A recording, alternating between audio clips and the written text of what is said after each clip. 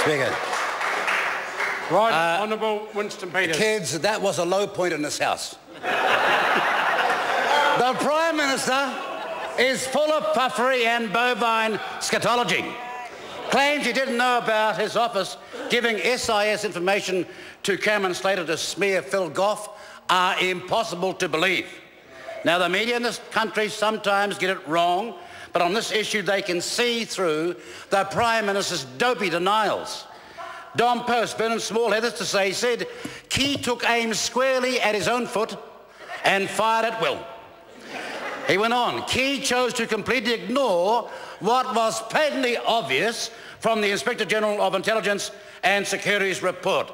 And the New Zealand Herald's John Armstrong went further. He said the Key administration has plumbed new depths of arrogance and contempt.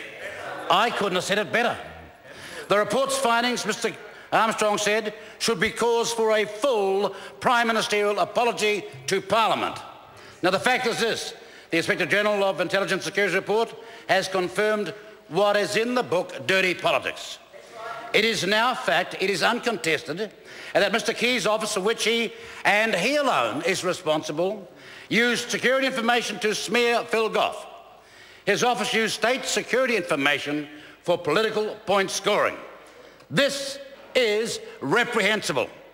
But what is worse is the Prime Minister is refusing to confess that he knew about it or to take responsibility for his office staff as those who work for him. He should confirm to the nation that his office were either directly doing precisely what he wanted them to do or they were acting beyond their brief. Either way, they were doing something for the benefit of one man and one man alone, John Key. Now, Ms. Gwynne states in her report, and she says, quotes, if it had been necessary, I should have sought the Prime Minister's appearance before the inquiry. However, I have found that the Prime Minister's involvement in these particular events was limited to a briefing given by the Director to the Prime Minister by phone on 22nd July, unquote. Mr. Speaker, that is a farce. How could she know about the Prime Minister's involvement without she first asked him? The number one thing any simple inquirer would have done. The Prime Minister was the minister responsible for the SIS at the time. Now, these matters concern his office, and to exclude the Prime Minister from this inquiry doesn't suggest a whitewash, it confirms it. Ms. Gwynne had a very difficult job to do. See, she was being warned off by an army of lawyers acting for the Prime Minister's staff not to dig too deep because she had, they claimed, no responsibility. Look at the facts. Mr. Dijou, the Prime Minister's Deputy Chief of Staff, is so trusted, has so much authority that he can speak on behalf of the Prime Minister and attend meetings on the Prime Minister's behalf.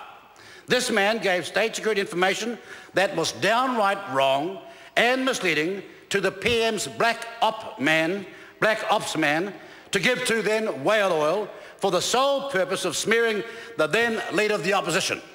It's dirty politics. Mr. Dijou gets the bullet from the SIS, gives it to Jason Eade to give to whale oil, who then fires it at Phil Goff. We must remember here that the Deputy Chief of Staff works directly with the Prime Minister and he is acting either unethically or illegally. Then when he does, the Prime Minister is responsible. The buck stops with him.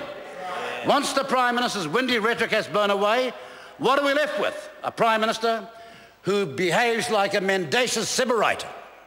And worse still, the National Party's two campaign key managers are the man who opened the debate today for the National Party, Stephen Joyce, and Mr. Dijou's wife. This is filthy American-type politics that has no place in this country. And Mr. Spray and Walk Away has been caught out, telling porkies over and over again. And you can always tell because he sucks the air in so rapidly, he can almost whistle. He can almost whistle on the way in. You can always tell by his body language that he ain't telling the truth. Even those kids could see that today. I saw them shaking their head. They were horrified. Appalling behaviour from the Prime Minister who said when he got the job, I want to raise parliamentary standards. Well, they're so low now they could parachute outside the backside of a snake and still have room. That's how bad his behaviour is. and he should have gone. He's been called out for the umpteenth time.